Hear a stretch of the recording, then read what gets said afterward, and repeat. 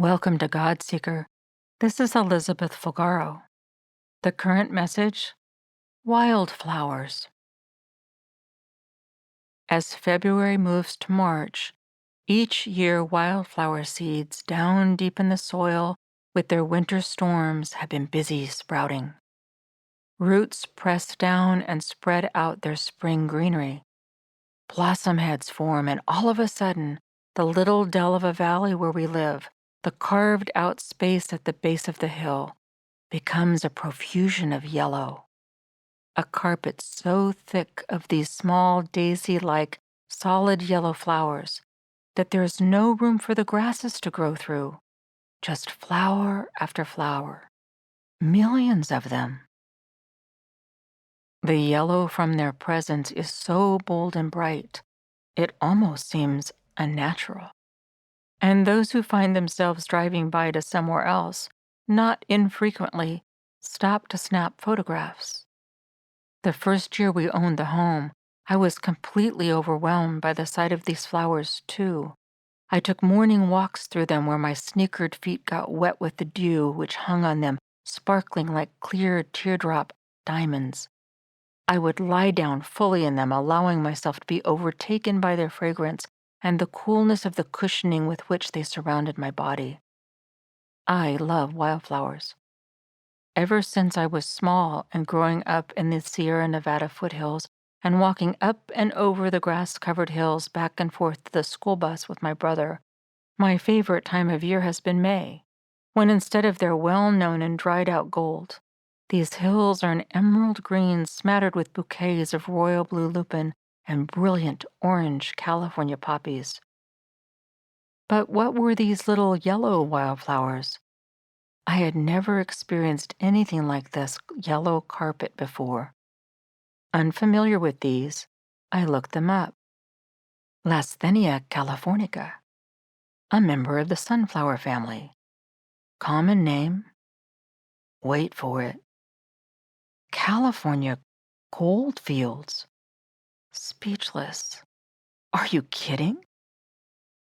Here I was, suddenly placed in a home, with the site of the start of the 1848 gold rush nearby, charged to create songs and books which help turn our attention to become God seekers instead of gold seekers. And he gives me a home with a meadow filled with flowers called California goldfields. At the time, these flowers were almost exclusively on our property. Over the years, because my husband waits to mow the land for fire safety until the flowers have dried and died each spring, by his mowing, the seed heads are exploded, and seeds have traveled on the breeze to our neighbors' properties.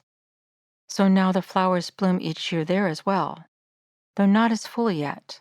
It takes time. And therewith several messages for me from the gift of these flowers.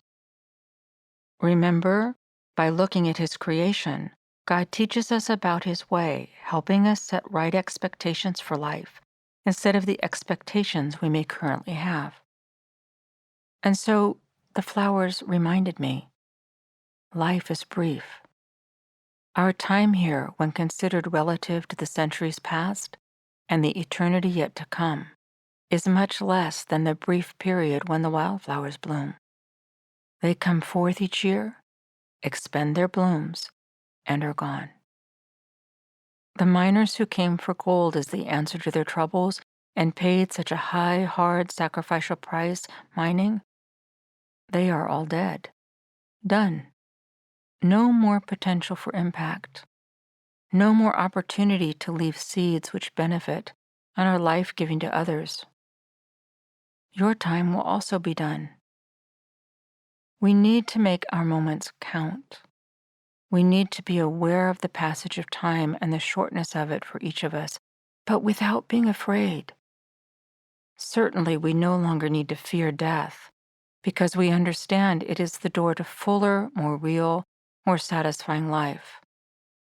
But we need to be aware of the brevity of this life. We need to be intentional with our time. Never in a way where we are driven to work to accomplish our own sets of individually set goals, but to be open and ready, listening and courageous to accomplish God's goals with our lives. Yes, His goals. God is invisible, and though He works spiritually and supernaturally in and for each one of us, He also works through us, literally deploying and employing us for the sake of others. Holy Spirit will lead you. He will teach you as you let Him. Life will pass quickly, like the wildflower.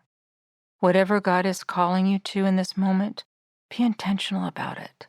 Seek to do what you think He is asking as He enables. You're a child, a toddler in comparison to Him in terms of what you can comprehend. So sometimes you may try something, but it is not yet His timing, so it won't work. But always seek to look and trust Him. Be His brilliant flower of great use for the season. He ordains you to be here. And remember, the acts of loving Him and loving others are the greatest and most impactful. Let's finish with some verses from the Bible, which are God's words to us. From Psalm 103, verses 13 through 17. Just as a father loves his children, so the Lord loves those who fear and worship Him with awe-filled respect and deepest reverence. For He knows our mortal frame. He remembers that we are merely dust. As for man, his days are like grass, like a flower of the field, so he flourishes. For the wind passes over it, and it is no more, and its place knows it no longer. But the loving kindness of the Lord is from everlasting to everlasting on those who reverently fear Him. Thank you for joining in. Listen to the song, Master Redeemer. God Seeker messages are sponsored by Eagle's Nest Foundation. This is Elizabeth Fulgaro. I am praying for you. Keep seeking God.